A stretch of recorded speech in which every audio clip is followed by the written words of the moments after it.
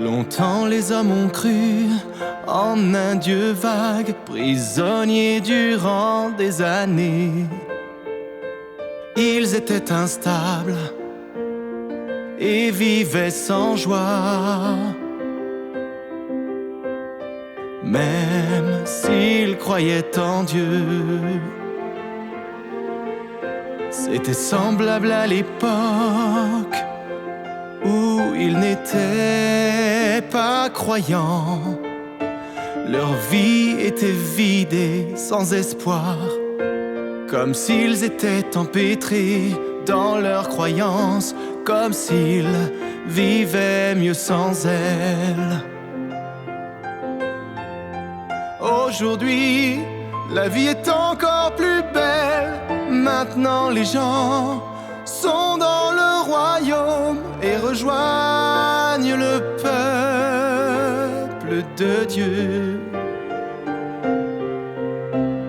Plus ils pensent, plus grande est la douceur, plus ils sont heureux et plus ils aiment Dieu. Donc l'amitié entre Dieu et l'homme grandit. Aujourd'hui, la vie est encore plus belle. Aujourd'hui, ils voient le Dieu concret, comme si la terre et le ciel se renouvelaient. Leur vie rayonne et sont pleines d'espoir. Leurs cœurs sont apaisés et leurs esprits aussi.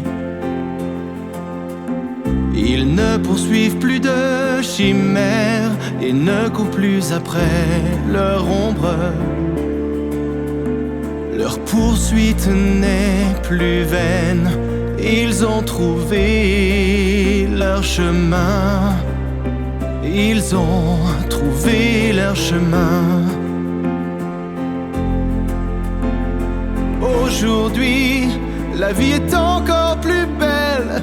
Maintenant les gens sont dans le royaume et rejoignent le peuple de Dieu. Plus ils pensent, plus grande est la douceur, plus ils sont heureux et plus ils aiment Dieu. Donc l'amitié entre Dieu et l'homme grandit. Aujourd'hui, la vie est encore plus belle. Les gens aiment plus Dieu et le connaissent mieux. Son œuvre se réalise mieux en eux. Elle ne leur est plus imposée. Elle suit son cours et ils remplissent leurs fonctions. Les hommes sont donc amenés à connaître Dieu. C'est sa sagesse. Elle ne demande aucun effort. Elle entre en jeu selon la nature humaine. La nature humaine. Aujourd'hui, la vie est encore plus belle. Maintenant les gens sont dans le royaume et rejoignent le peuple de Dieu. Plus ils pensent, plus grande est la douceur, plus ils sont heureux et plus ils aiment Dieu. Donc l'amitié entre Dieu et l'homme grandit. Oh, aujourd'hui, la vie est encore plus belle. Oh, aujourd'hui, la vie est encore plus belle. Oh, aujourd'hui, la vie est encore plus belle.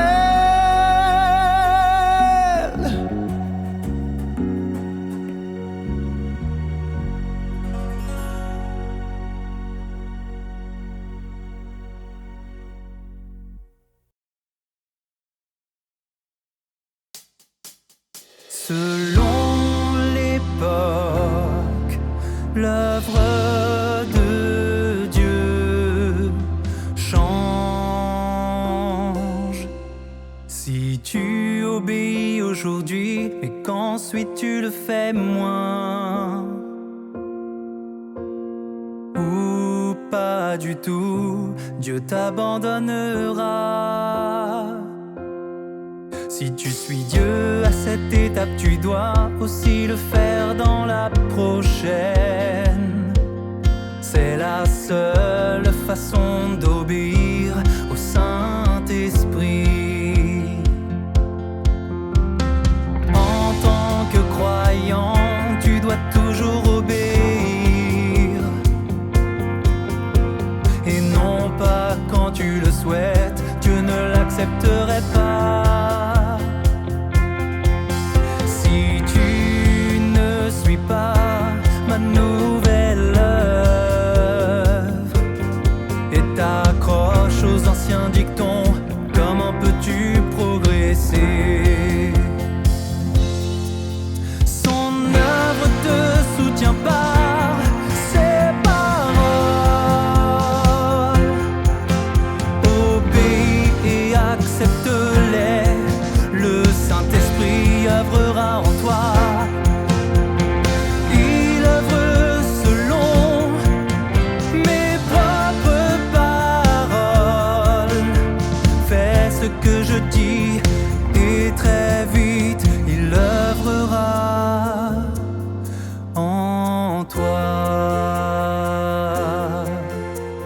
Je libère une nouvelle lumière qui t'éclaire et te fait entrer dans la lumière. En pénétrant cette lumière, l'Esprit œuvre en toi. Ceux qui ne pratiquent pas ainsi sont sans vie et se perdent. Alors en transformant ton tempérament, il est crucial de suivre la lumière actuelle. Son œuvre te soutient par ses paroles. Obéis et accepte-les, le Saint-Esprit œuvrera en toi. Il œuvre selon mes propres paroles. Fais ce que je dis et très vite il œuvrera en toi. En toi. En toi. En toi. En toi.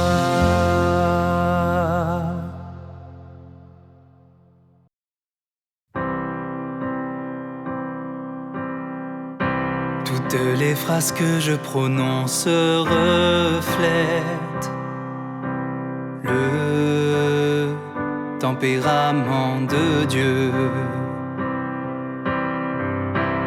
Alors méditez-les bien, vous y gagnerez sûrement. Et oui, l'essence de Dieu est très dure à saisir, mais vous avez tous sans doute une idée de son tempérament. J'espère que vous me montrerez et ferez bien plus de choses qui n'offenseront pas son tempérament.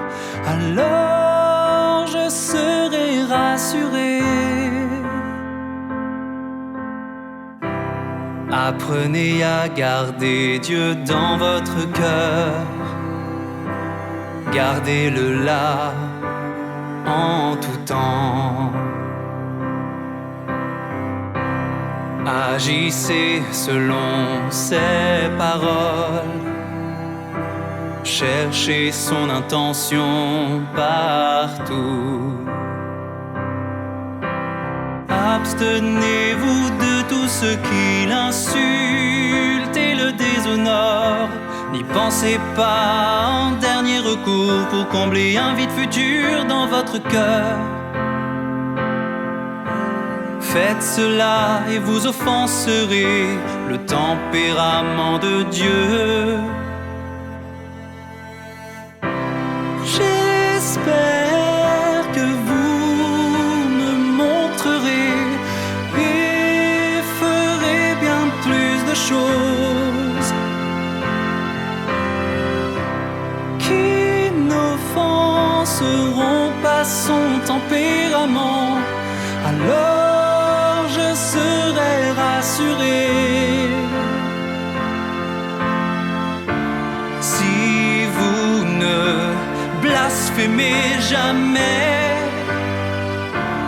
ni ne vous plaignez de Dieu dans votre vie, vous acquittez de tout ce qu'il vous demande, vous soumettez toujours à ses paroles, alors vous aurez réussi à éviter de transgresser les décrets administratifs.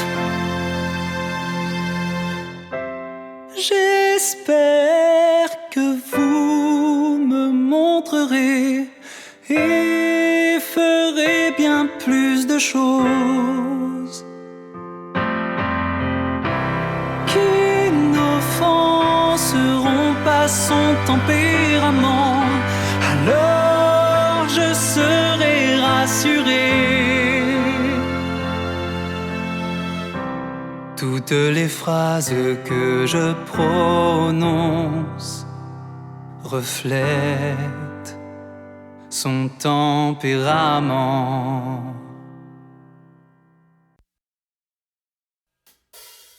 Tu dois lire l'Ancien Testament si tu désires voir l'œuvre de l'ère de la loi. Comment les Israélites ont suivi Dieu. Tu dois lire le Nouveau Testament pour connaître l'œuvre de Dieu à l'ère de la grâce. Tu dois accepter de suivre Dieu d'aujourd'hui si tu veux connaître l'œuvre des derniers jours. Tu dois entrer dans l'œuvre actuelle car elle est nouvelle, introuvable dans la Bible. Aujourd'hui Dieu est incarné, il a ses élus en Chine, il œuvre en eux depuis le début de l'ère de la grâce.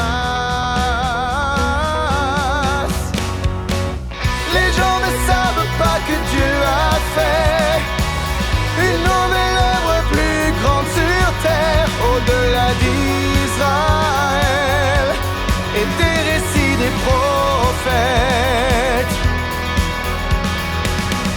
Oh, quelle merveille, l'œuvre de Dieu loin des prophéties, au-delà de l'imagination des hommes. L'œuvre actuelle est un chemin méconnu des hommes. La dernière œuvre de Dieu sur terre est inédite.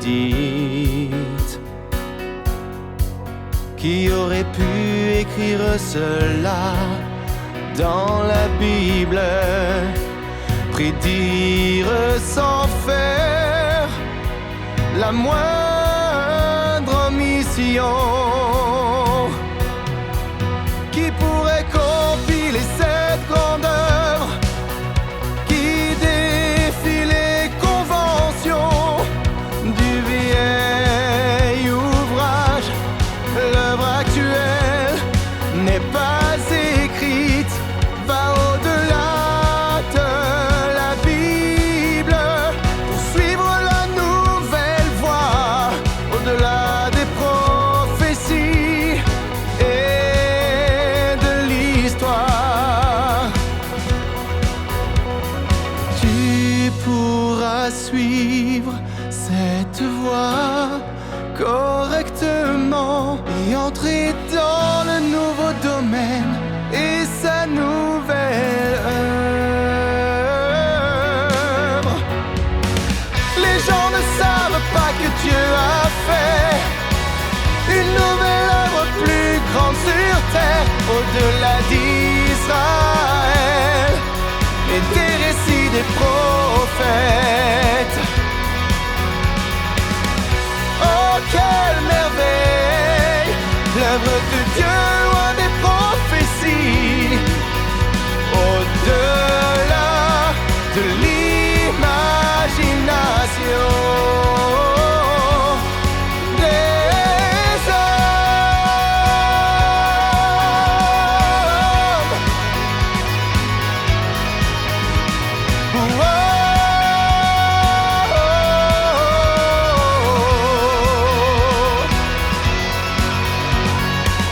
Les gens ne savent pas que Dieu a fait une nouvelle œuvre plus grande sur terre, au-delà d'Israël et des récits des prophètes. Oh, quelle merveille, l'œuvre de Dieu loin des prophéties, au-delà de l'imagination. Au-delà de l'imagination des hommes.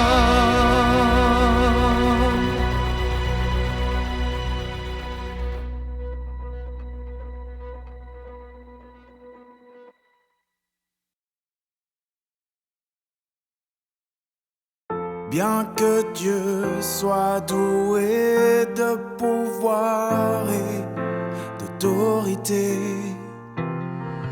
son autorité est réelle et vraie, pas vide. L'authenticité et la réalité de son pouvoir se révèlent peu à peu. Elle s'incarne dans sa création et sa main mise sur toutes choses, ainsi que dans la façon dont il guide et gère l'homme. Constamment et partout se révèle le pouvoir et l'autorité de Dieu.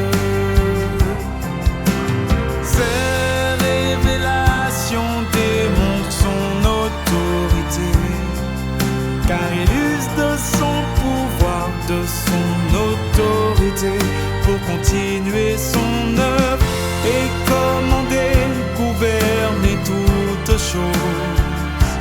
Ses anges ni ses messagers ne peuvent remplacer son pouvoir. Lui seul peut exercer pouvoir et autorité en sa personne, n'en a le moindre doute. Chaque méthode, perspective ou détail de son règne sur l'homme, l'univers et tout ce qu'il contient, toute l'œuvre qu'il a menée, son savoir infini, servent de preuve irréfutable et véridique que son pouvoir et son autorité sont réels et non des paroles vides de sens. Constamment et partout se révèle le pouvoir et l'autorité de Dieu. Ces révélations démontrent son autorité, car il use de son pouvoir, de son autorité, pour continuer son œuvre et commander, gouverner toutes choses. Ses anges ni ses messagers ne peuvent remplacer son pouvoir. Lui seul peut exercer pouvoir et autorité en sa personne. N'en a le moindre doute. Les messagers et les anges paraissent très puissants, même s'ils ont accompli des miracles ou suivi les ordres de Dieu. En fin de compte, ils n'ont fait qu'accomplir sa commission. Leurs actions ne prouvent pas qu'ils avaient la même autorité que Dieu. Rien ni personne ne possède comme lui l'autorité de créer, gouverner toutes choses. Il manifeste ainsi son pouvoir. Constamment et partout se révèle le pouvoir et l'autorité de Dieu.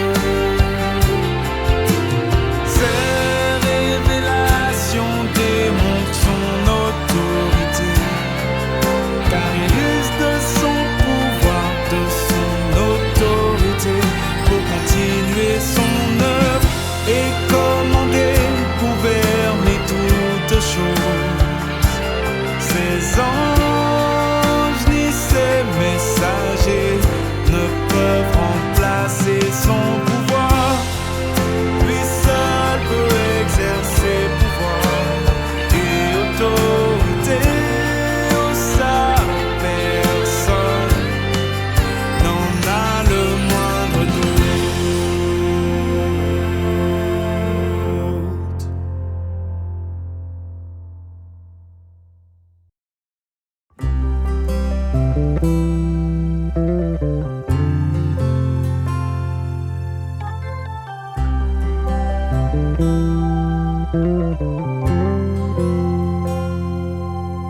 Comme vous vivez dans le même domaine que Dieu et le même monde souillé, vous êtes ses faire-valoir sauvés. S'il ne s'était pas incarné, qui aurait pitié de vous? Qui protégerait des gens comme vous? Qui prendrait soin de vous? Si Dieu incarné ne venait pas parmi vous, quand gagnerez-vous ce salut que personne n'eut avant? S'il ne s'était pas incarné pour vous protéger, vous juger, ne seriez-vous pas tombé dans la déesse? Être un faire-valoir vous est favorable, car vous y gagnez le salut du jugement de Dieu. Ne voyez-vous pas qu'être un faire-valoir est une bénédiction? Vous n'êtes qu'un faire-valoir, mais gagnez un salut insoupçonné.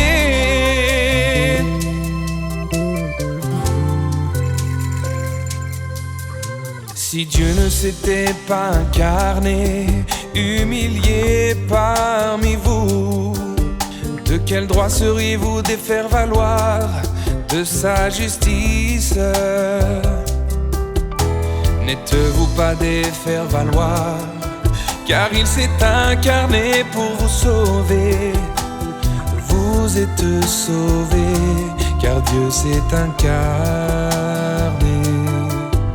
Si Dieu incarné ne vivait pas parmi vous, verriez-vous que vous vivez dans un enfer, pire que des chiens ou des porcs.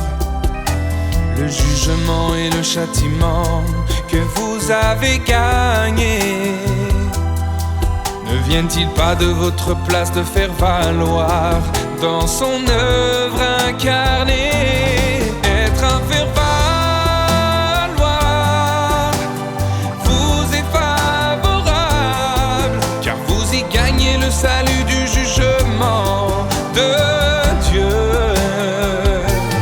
Ne voyez-vous pas qu'être un faire valoir est une bénédiction?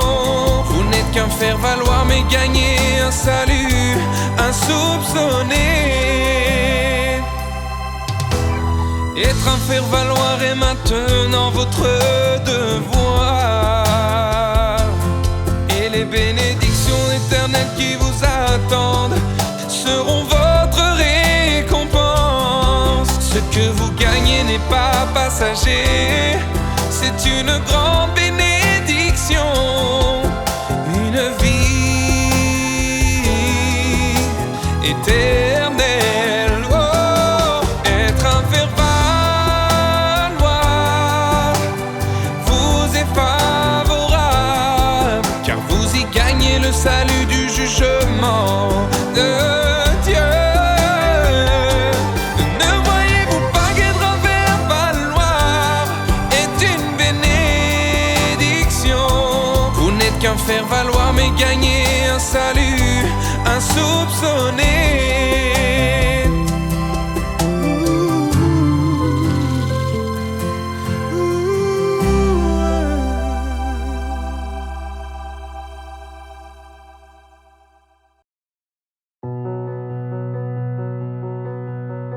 Quoi que les gens affrontent ou vivent, ils protègent toujours leurs intérêts. Ils prennent soin de leur propre chair. Ils cherchent des excuses qui les servent. Ils n'ont aucune vérité, cherchent juste à justifier leur chair. Ils servent leurs propres intérêts, demandent la grâce de Dieu pour leur bénéfice. Dans la prière, communion ou prédication, dans leur recherche, leurs pensées, leurs vœux, ils s'adressent à Dieu, lui réclament des choses. Telle est la nature humaine. Pourquoi les gens exigent-ils tant de Dieu? Cela prouve leur nature avide. Ils n'ont pas de bon sens devant Dieu. Non, ils n'ont pas de bon sens devant Dieu. Les gens exigent trop de Dieu. Cela prouve qu'ils n'ont pas de bon sens. Ils demandent des choses dans leur seul intérêt, ou cherchent des excuses dans leur seul intérêt. Ils font des choses insensées, ce qui prouve bien la logique de Satan, qui dit chacun pour soi et malheur au vaincu. Que prouvent les demandes excessives des gens? Cela montre combien Satan les a corrompus. Ça montre que dans leur croyance en Dieu, les gens ne le traitent pas du tout comme Dieu. Pourquoi les gens exigent-ils tant de Dieu? Cela prouve leur nature avide. Ils n'ont pas de bon sens devant Dieu. Non, ils n'ont pas de bon sens devant Dieu. En apparence, tu suis Dieu, mais dans ton attitude envers lui et dans beaucoup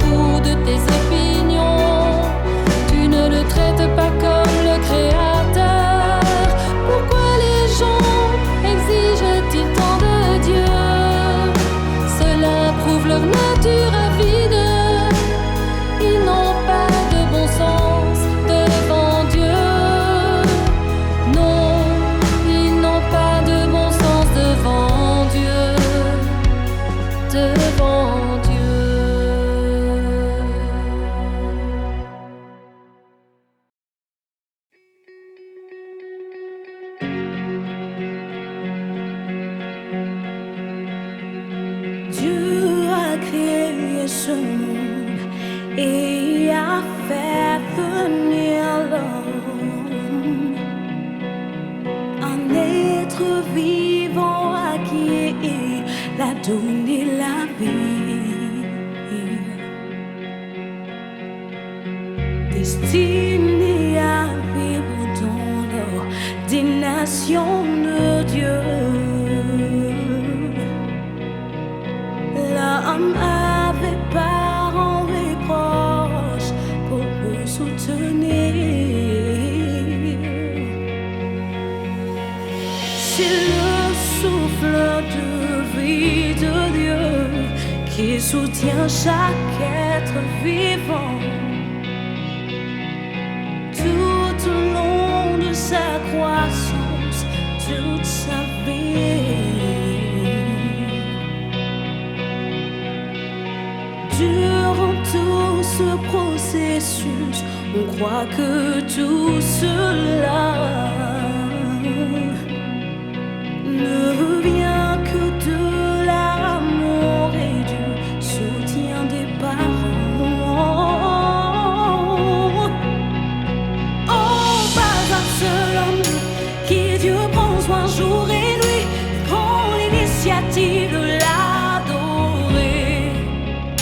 Dieu continue d'œuvrer sur l'homme comme il a planifié, sans rien attendre de lui.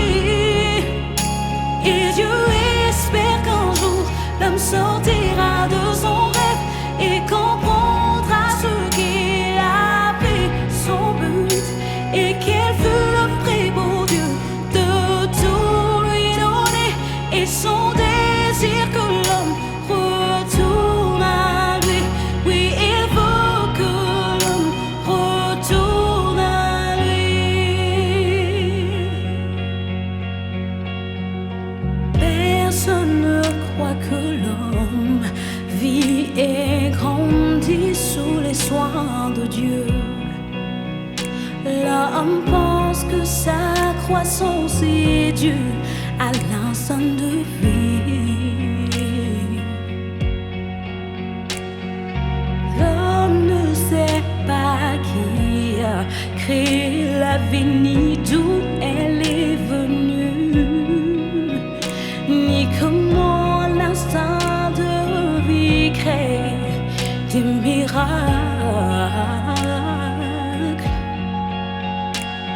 Il pense que la nourriture qu'il mange seul soutient la vie, que l'homme existe parce qu'il persévère, que l'homme n'existe que par ses croyances. De Dieu il ne voit pas la providence, et il gaspille la vie que Dieu lui a donnée. Oh, pas un seul homme qui Dieu prend soin jour et nuit, prend l'initiative de l'adorer. Dieu continue d'œuvrer sur l'homme comme il a planifié, sans rien attendre de lui. Et Dieu espère qu'un jour l'homme sortira de son rêve et comprendra ce qu'il a fait, son but, et quel fut le prébeau Dieu de tout lui donner, et son désir que l'homme retourne à lui. Oui, il veut que l'homme retourne à lui.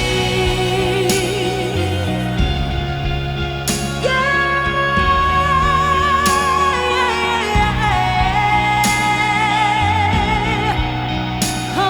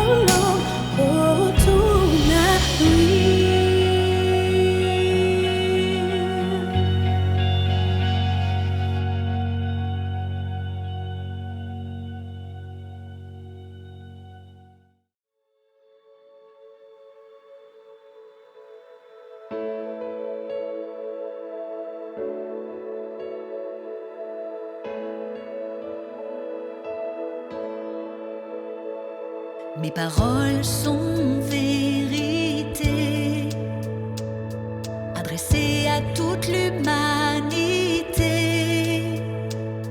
Peu importe qui vous êtes, servez la vérité. Dans vos vies, je vois tant de choses sans lien avec la vérité.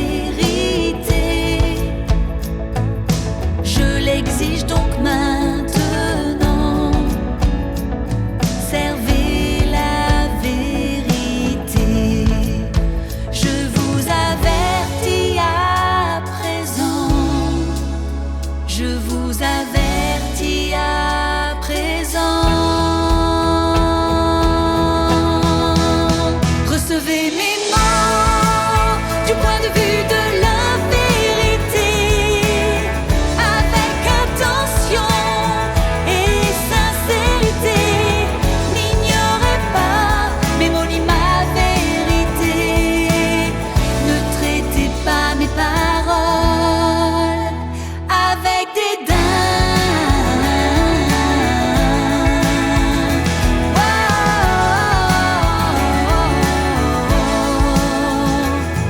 Abandonnez la laideur, abandonnez la méchanceté. N'en soyez pas esclaves, servez la vérité. Ne piétinez pas la vérité. Ne souillez pas la maison de Dieu. Servez la vérité. Je vous avertis à présent. Je vous avertis à présent. Recevez mes mots du point de vue de la vérité, avec attention et sincérité. N'ignorez pas mes mots ni ma vérité. Ne traitez pas mes paroles avec dédain.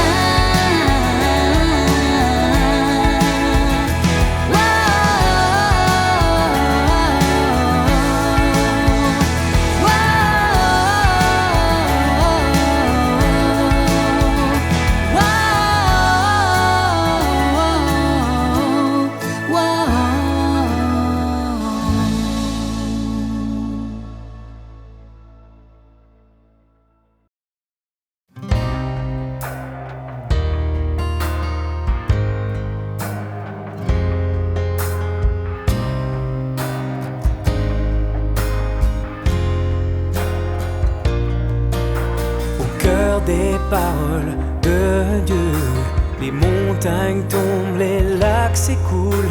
Sans faillir, les eaux remontent le courant. Au cœur de ces paroles, l'homme est soumis. Les mers déchaînées se calment et les vents se taisent d'un revers de sa main. Et à cet instant, la paix revient soudain parmi les hommes. Dans la colère de Dieu, les sols tremblent. Dans la colère de Dieu, les montagnes sont emportées et les eaux tarissent. Dans sa colère, l'homme est en proie au désastre. Sa colère le rend sourd aux cris de l'homme et ne l'aide pas. Sa colère fait qu'il n'aidera pas les hommes. Sa colère monte toujours plus. Quand vient le printemps, Dieu apporte la lumière au monde. L'air est bon, puis Dieu envoie une pluie torrentielle. Le tonnerre assourdit l'homme dans son sommeil. Point d'abri pour les hommes engloutis par les pluies. Tout a été lavé par la fureur de Dieu. L'homme ne se plaint plus des eaux. Au contraire, il vénère Dieu. La plupart des gens se sont noyés dans ces pluies tombées du ciel.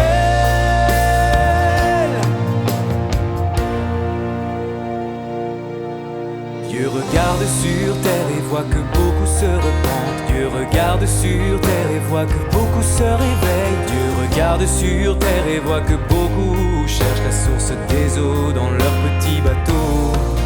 Dieu regarde et voit que beaucoup s'agenouillent pour lui et demandent pardon. Beaucoup ont vu la lumière, beaucoup son visage, beaucoup ont le courage de vivre et le monde a changé. Après la pluie, tous sont redevenus comme Dieu les avait conçus en esprit. Plus jamais insolent, plus jamais.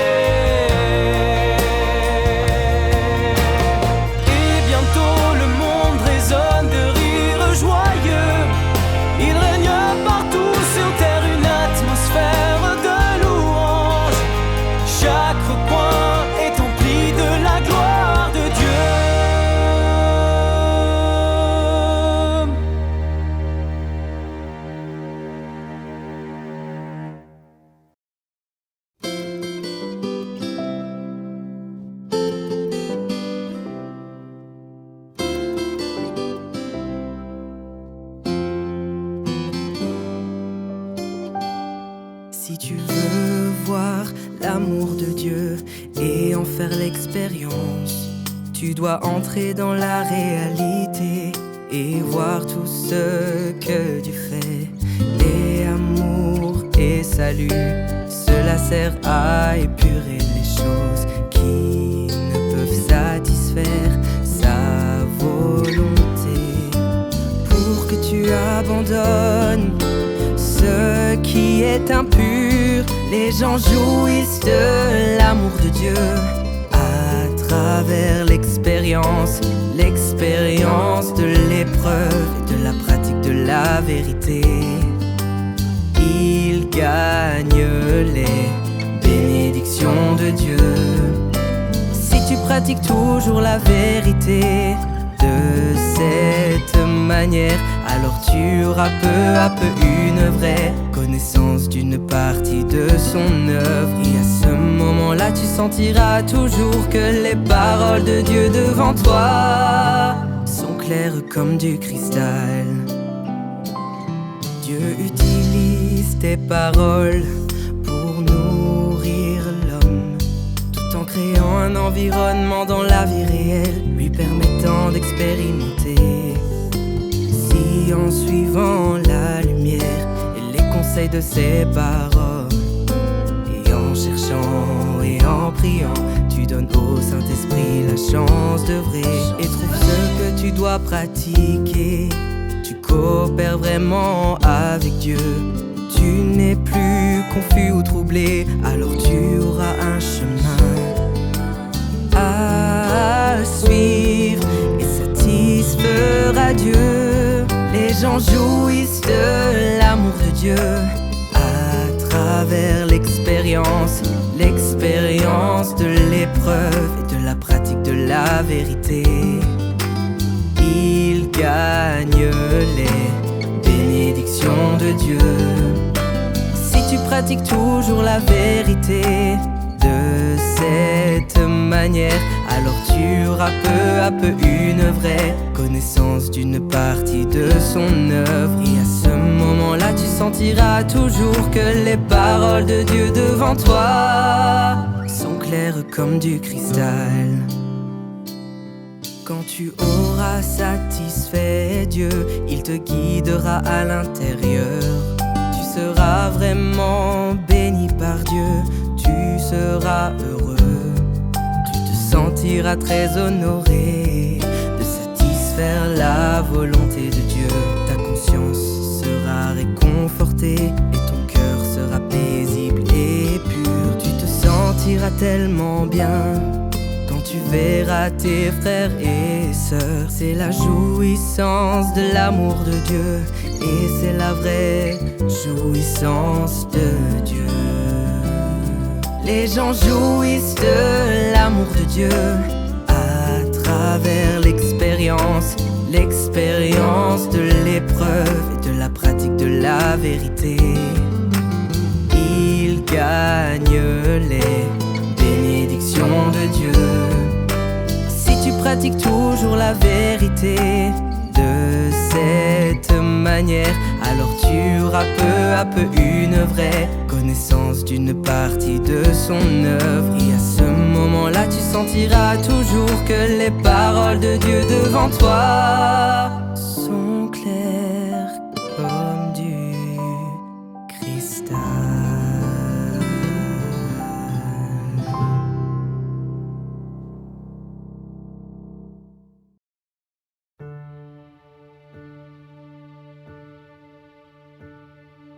À l'insu de l'homme, Dieu surveille la terre, mais il ne voit aucun endroit vivant.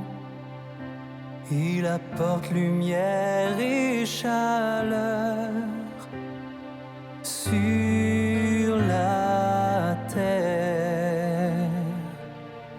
et observe la terre depuis le 3e ciel. Lumière et chaleur sur terre, se réjouissait le seul. L'homme n'est pas éveillé, il se complète dans son aise. Dieu confie donc son bâton pour chasser la lumière et la chaleur. Quand la terre devient sombre et obscure, l'homme se délecte toujours, se délecte. L'homme ressent son bâton sans réagir.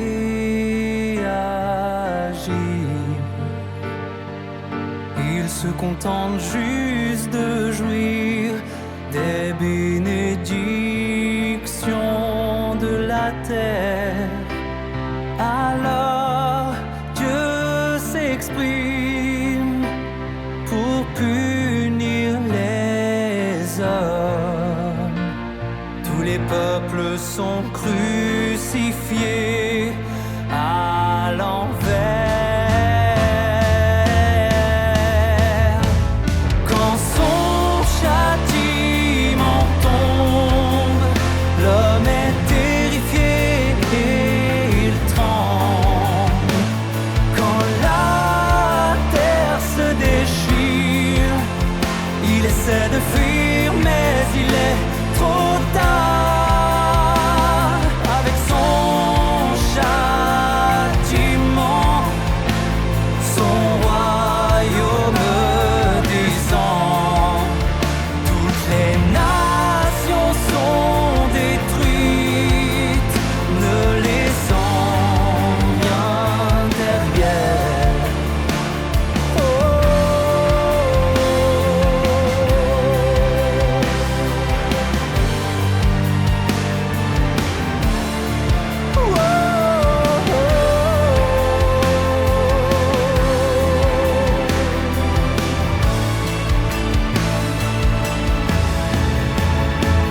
Quand son châtiment tombe, l'homme est terrifié et il tremble. Quand la terre se déchire, il essaie de fuir, mais il est trop tard. Avec son châtiment, son royaume descend. Toutes les nations sont détruites, ne laissant rien derrière, ne laissant rien derrière.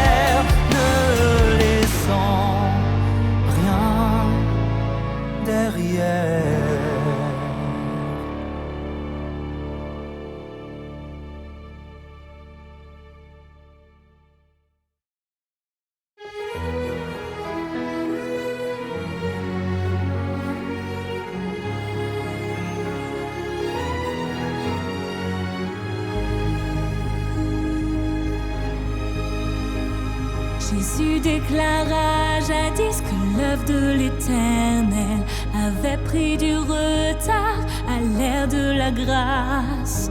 L'œuvre de Jésus a pris du retard, tout comme je le dis aujourd'hui.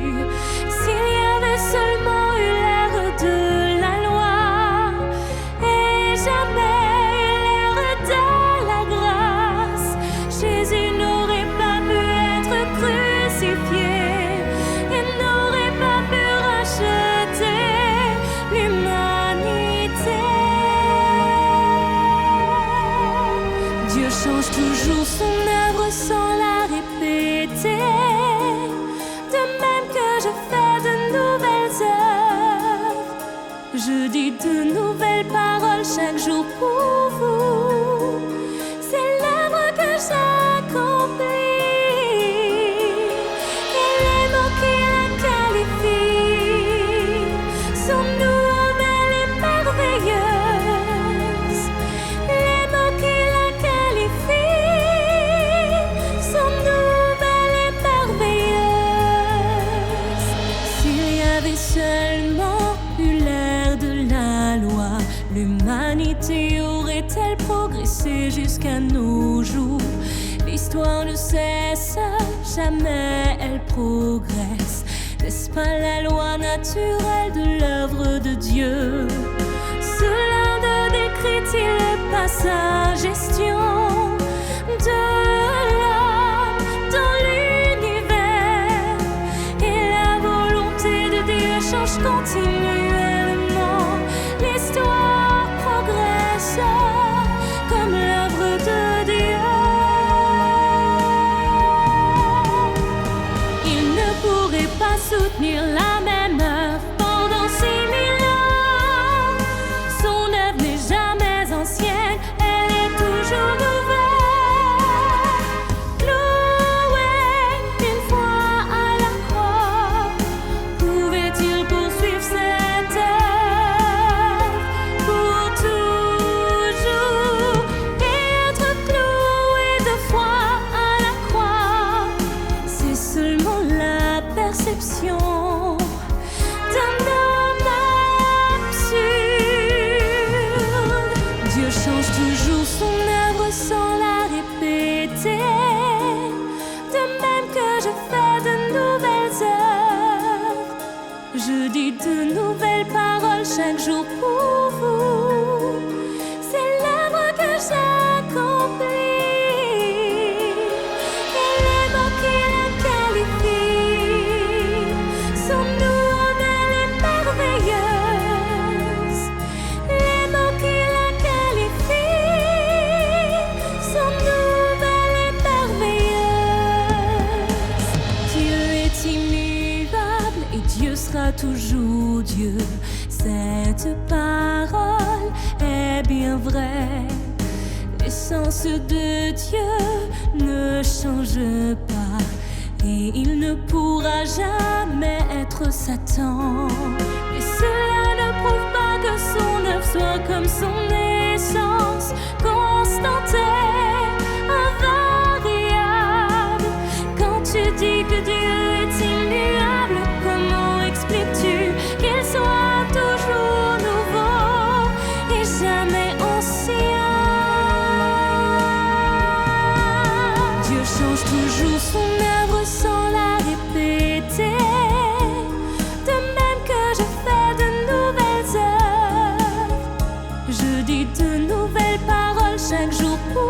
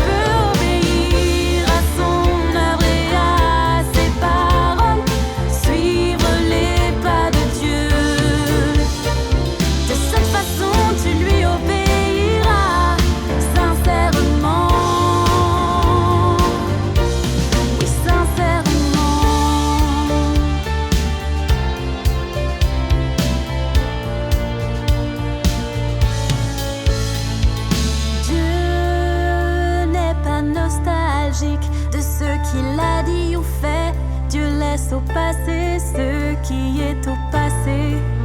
Ne peux-tu abandonner tes notions?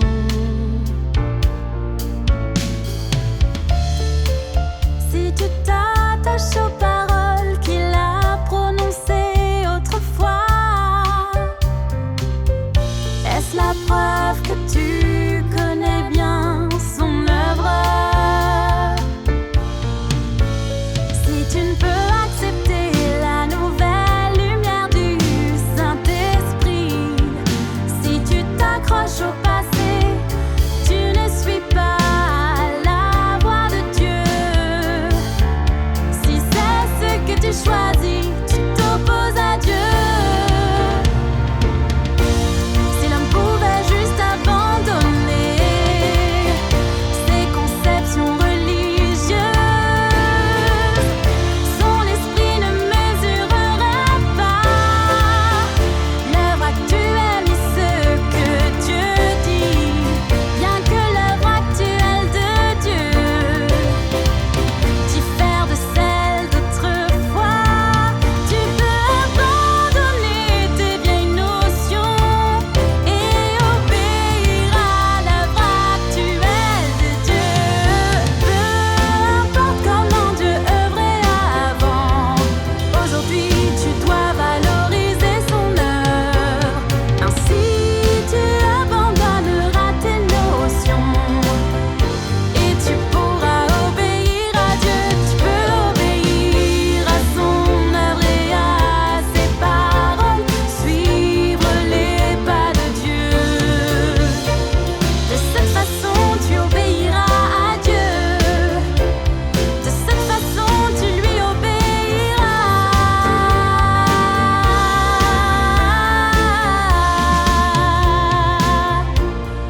sincèrement. Oui, sincèrement.